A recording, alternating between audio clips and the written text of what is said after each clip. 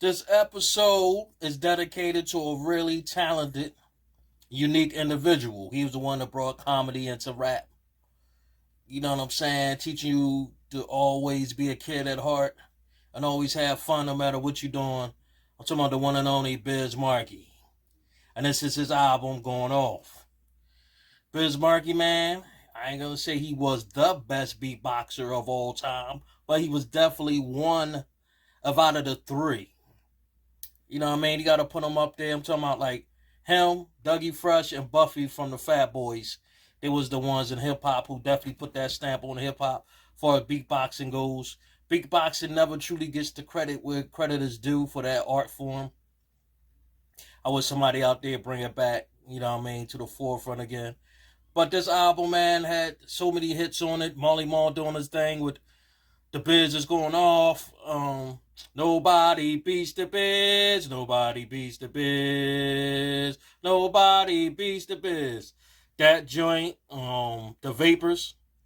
You know what I'm saying? A song that there's a diss song to people that give them a cold shoulder when they do you wrong at the end. You know what I'm saying? When they don't want to have nothing to do with you, and then when you make a come up, the Vapors was a a way of like saying, all right,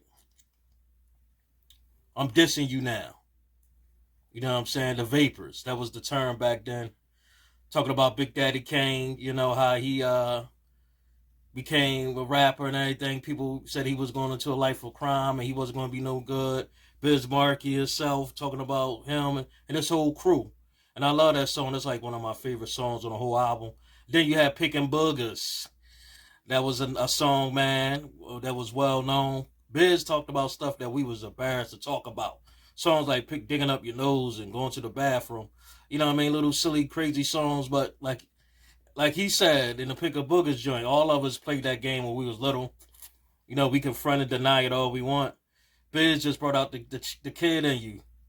And real talented dude, man, on beatboxing, everything. He invented himself, played in movies like, believe it or not, Men in Black. He reinvented himself and was on the Gabba Gabba show, the kids show. And was a DJ. Towards the end of his career, he just was DJing for a lot of popular people, a lot of popular events, and that was his thing he loved to do. And before he passed away, rest in peace, Biz, you'll always be remembered, man, on this hip hop wall of fame. Was one of the most talented, you know what I'm saying, beatboxers of all time, coming out with Roxanne Shante, his spiritual sister. Them two coming out, him doing the beatbox, Roxanne Shante doing the rhymes. That's how he came out with her. They was doing their thing forever, man. In the beginning. And like I said, rest in peace to this dude right here. That Biz Mark and Mark. Tribe Called Quest, man. Like one from the native tongue era, from the definitely a cultural. How could I describe Tribe? Cultural, conscious, pure hip hop group. Everything was. Q-Tip had the voice, perfect name because it's like soothing through the air. Yeah, Fife Dog, he brought the rawness, and Shinobi, the beats and everything, man, was like the production. Everything was like Q was a perfectionist as far as when he do his music, his samples. Every Tribe album I liked, like the Movement album was probably to me the corniest. That's because when they was going through all they trials and tribulations, beefs and stuff. That's probably why. But their last album before Fife Dog passed away, rest in peace, Fife Dog. Super banger. They went back to the essence and came back together and gave us a Tribe album that was like the Tribe that we know. The Tribe that we know and we fell in love with. Onyx, man, the bald head, slick dudes. They was the ones in the 90s that had everybody cutting their hair off. Grandmas, grandpas, uncles, brothers, dudes in jail. Everybody was cutting their head off for Onyx. They looked like Mad Balls. The Mad Balls that was popular back in, well, anyway. They back the fuck up. was the name of that album? Slam. Do do do do do do. Let the boys be boys. That was the hit from this joint, man.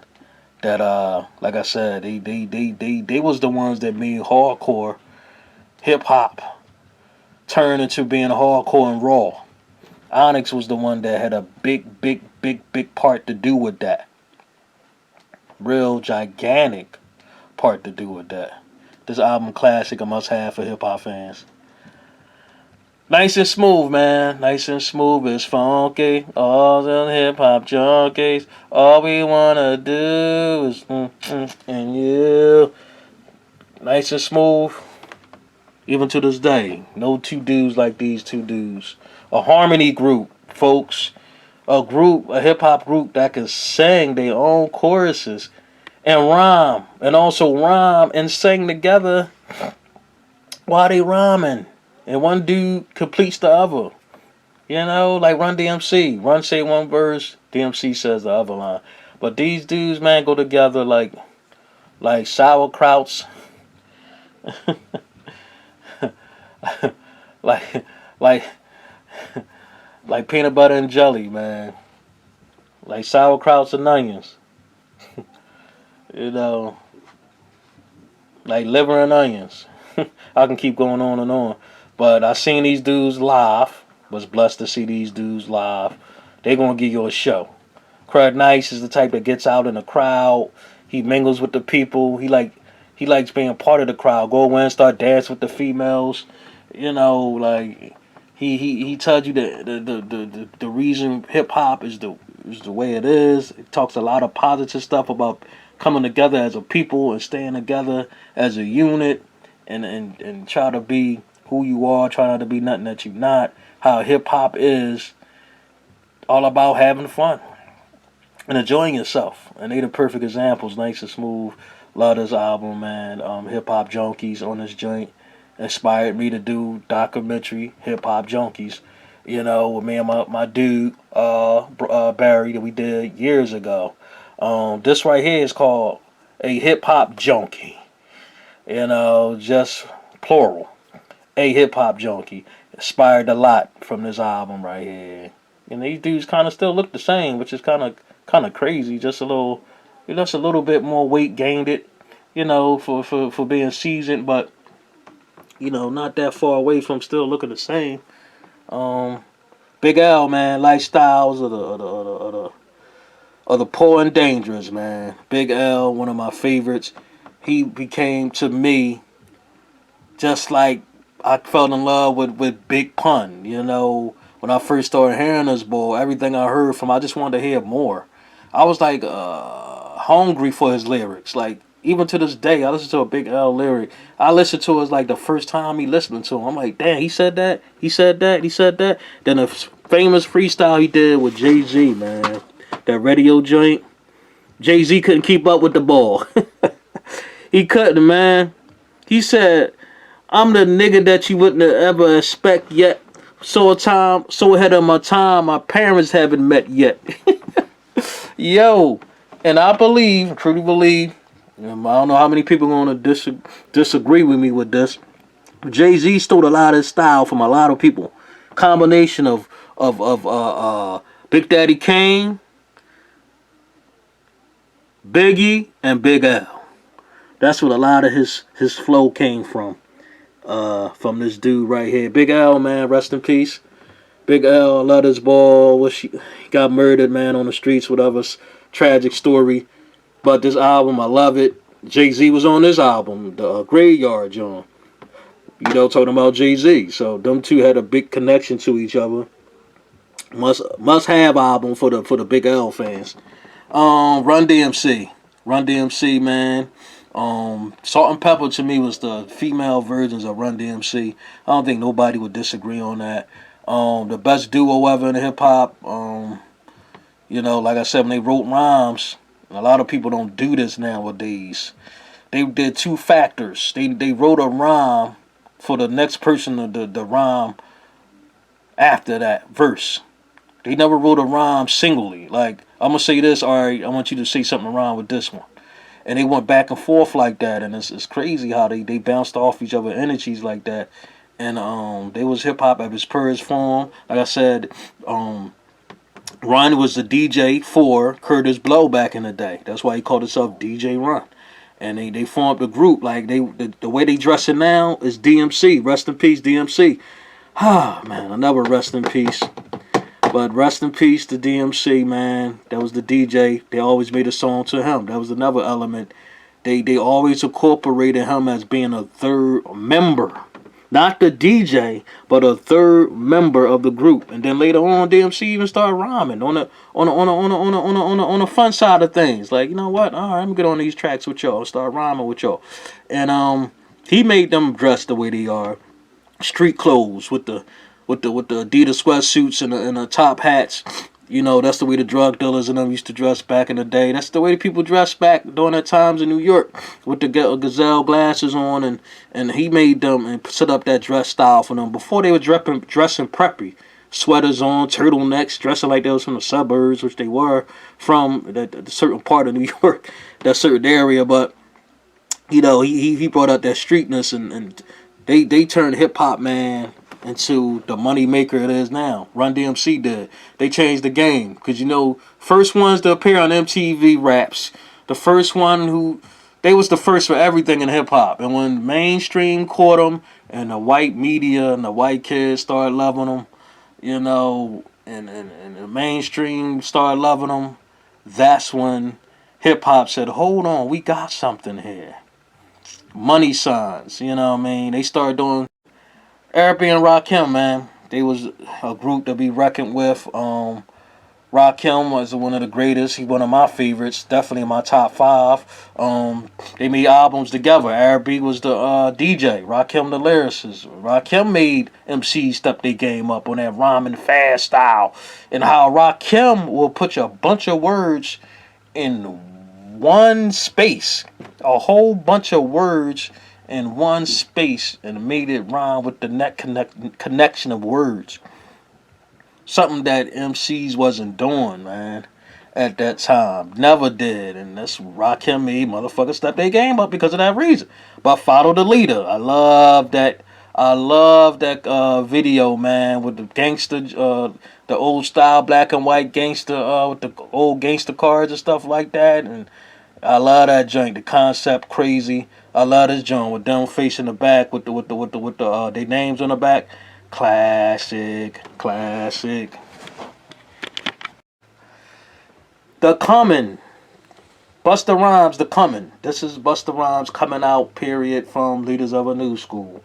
And that's why I think he called it The Coming, because he was breaking out from that and coming into his own being. This was the raw Busta Rhymes, the dragon. The rah rah, you know. Big Daddy Kane was the one who told him to keep that rah rah up. You know, he didn't want to incorporate the rah rah. Big Daddy was like, nah, keep that. That's banging.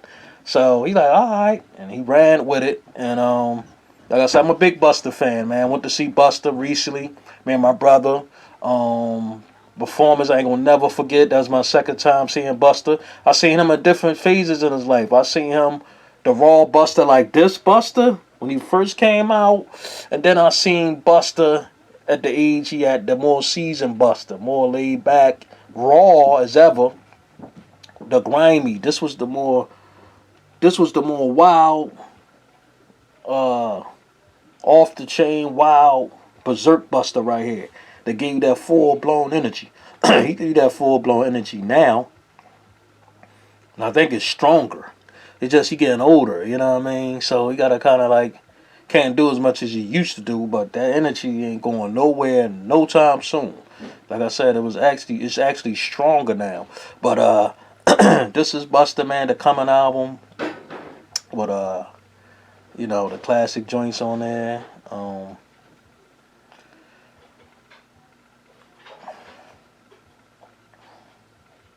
All in check,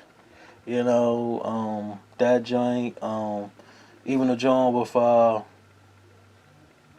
Mary J. Blige, I think.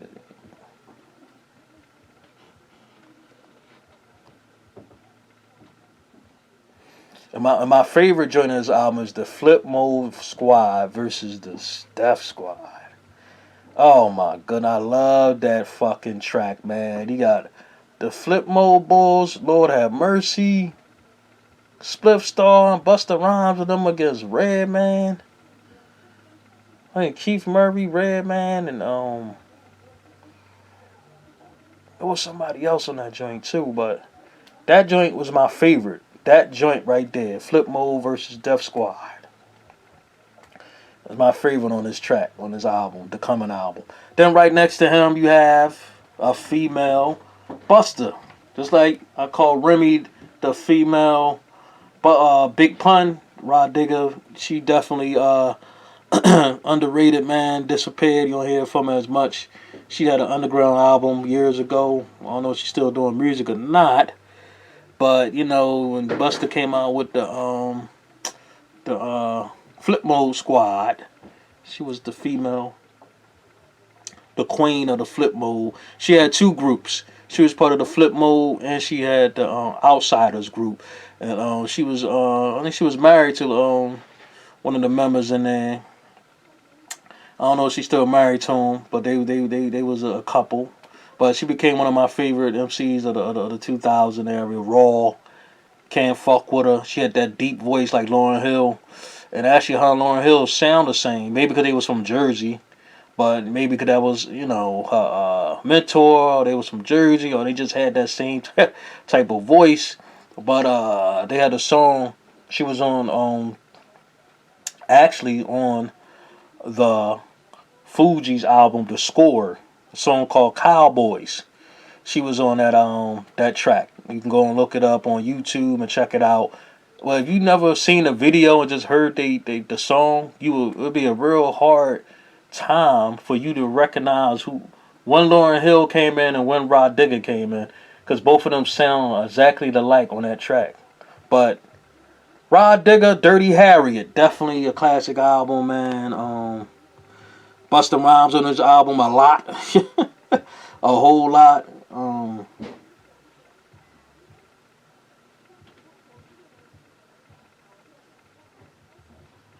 Must get for true hip hop fans. This album right here for all the old school people, man. Lords in the Underground. Here comes the Lords. Chief Rocker, you know, one of the classic hits from this album. Um, Funky Child. Funky Child definitely was the one that made the stamp on hip hop. With that track right there, they made their stamp with hip hop. Raw, straight lyricist, coming at you. You know, all about the MCing. That's what Lords of the Underground was about. Perfect name, because that's how they sound. And they was coming from the basement, giving you to you raw as they can give it to you.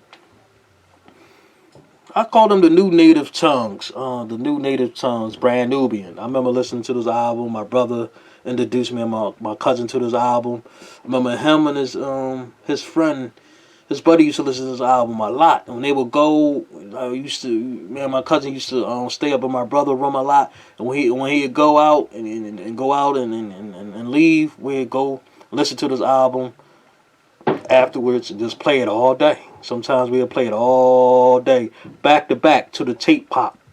And we listened, like, this album was one of our favorite Brand Nubian first album, All for One.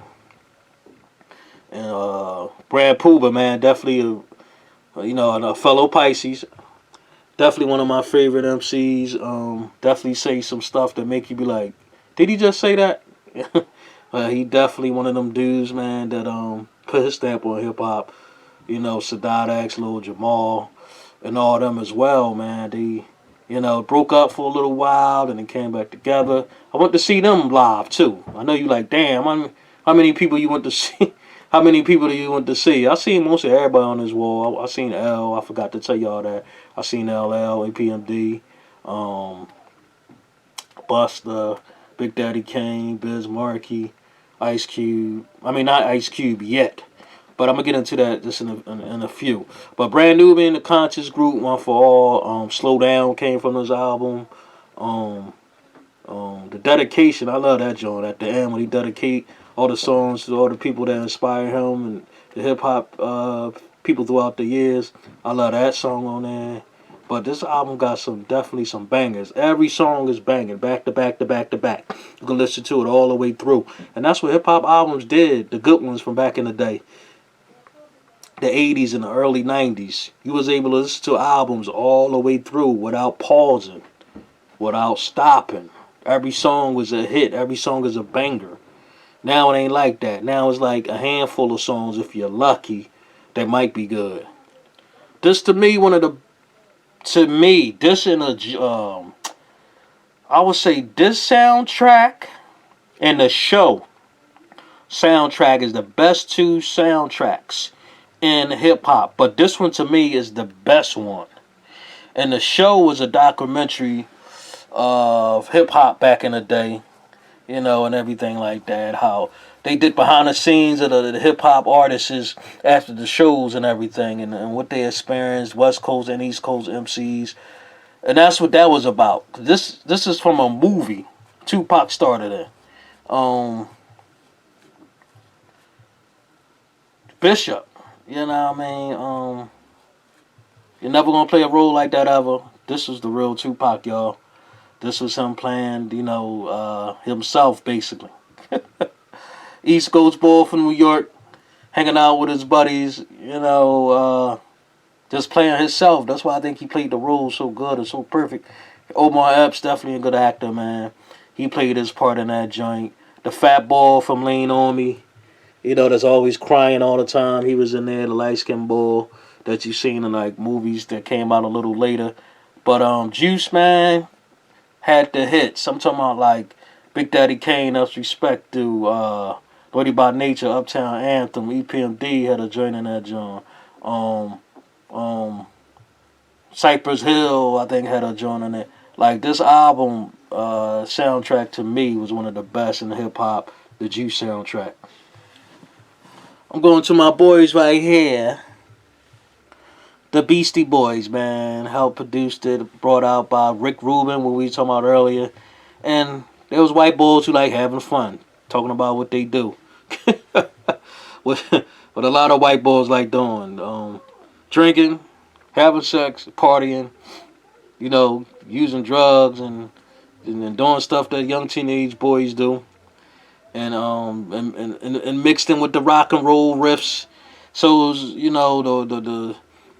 the suburban crew, suburban world people, the kids that suburban kids gravitated to this album a lot. Partying, drinking, college kids definitely relating to this album a lot. Party for your right to fight. You gotta fight for your right to party. They play that song, all commercials. You hear that all the college parties. It's generation to generation. Got passed down through the song. Beastie Boys, man, they was a group that was loved by the hip hop community, white and black, even to this day. They was loved by both audiences, and I never got a chance to see them. Rest in peace to Young Yak. Mike D. Rest in peace to that dude as well.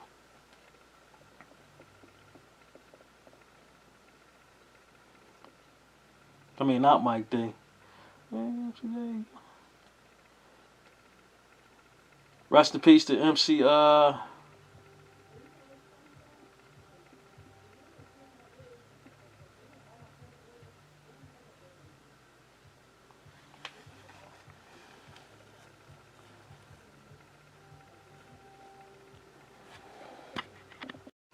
Yeah, if you look at the airplane and look at it real carefully, numbers and letters always mean something. When you read it backwards from right to left, it says "eat me." It's just a little something people may not know. Getting back to the group I was talking about earlier, much earlier, Milk D, MCs like Brother, Audio 2, Top Billin', real classic album. album should not be slept on. It's an underrated album. Like only pure hip hop fans from early '90s, like my brother age and up, knows about this album. I know about it because I lived listening to it my whole life. Top Billing is definitely a song that was getting played on rotation in the '80s a lot. But if you listen to Milk D voice, you can hear MC Lyte voice and tell where she got it from. You know, her style, maybe because they was related, they had the same, you know, uh, type of voice or whatever from that. But you could tell, what she what she definitely, you could tell they was definitely related, and where they got their style, she got her styles. Maybe he got his style from her, but she was a female, so sounding like a dude. Most likely, she'd get related to sounding like him. But Audio 2 Top Billing off of this album, man. The name of the album is called What More Can I Say? Now, this album, I just forgot to tell you, the Beastie Boys was called License to Ill. That was the Beastie Boys' first album. What More Can I Say was Audio 2 album. Now, this is a group, man, that I would love to see. I don't know if these dudes even together anymore, but I would love to see them at a hip-hop concert. My brother and his friends, man, I remember his uncles and his friends used to run this album, man. His uncle Masky and them would run this album all day, every day. Ultramagnetic MCs, Critical Breakdown. Love this album, man. These was MCs that get underrated. Kool Keith became like a well-known in hip-hop. He got on some real, like, start doing like pornographic type songs and shit. Started being like on his raunchy joint, but on a solo tip. But Ultramagnetic, man, always been like that raw group that brought that it's like conscious scientific method type of rhymes they did. That was their chemistry. Like Kool Keith came with the raw, straight rhymes, and Kenny G came with the scientific method rhymes. And I definitely got influence from both of them. Growing up and listening to them. Critical Breakdown. Every song was banging. Like I said, back in the day, it was hard for you to rewind and fast forward a tape. So you just let it play. You just let it play. That's all you did, and that's what you can do with the Ultramagnetic Critical Breakdown album. Now, this album right here, man, is the last one on this wall. And like I said, I got way more CDs than this. But, the Fugees, The Score. And, Spawn, two of the greatest MCs, man. Like, no offense to the third member,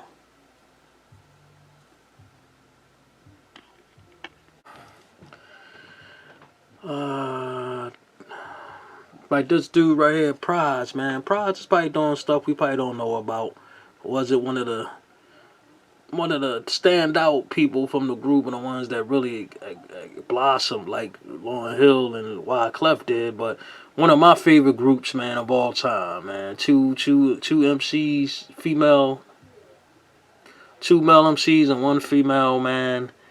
And their chemistry just was like raw, man. Like Lauryn Hill did the singing, and Prize had his own little flow he brought, and Wyclef had his little, style that he brought in the music that he helped do. And real conscious group, man. Talked about the struggles, the trials and tribulations of black people in America, and a lot of issues going on in the world. And I wish they would have did a bit more albums. But this right here is the second album called The Score. Real classic album in the hip-hop, man. Definitely love listening to this album. Ready or Not, that's one of the big hits that came from this album. A lot of other hits came from this album as well. But this wall, man, is my wall of hip-hop. It definitely, like I said, put the stamp on a lot of groups that I was lucky to see throughout my time in life. A lot of people that I got a chance to see on this wall. And a lot of other people that I want to see on this wall. Representing hip-hop to the fullest in its purest form.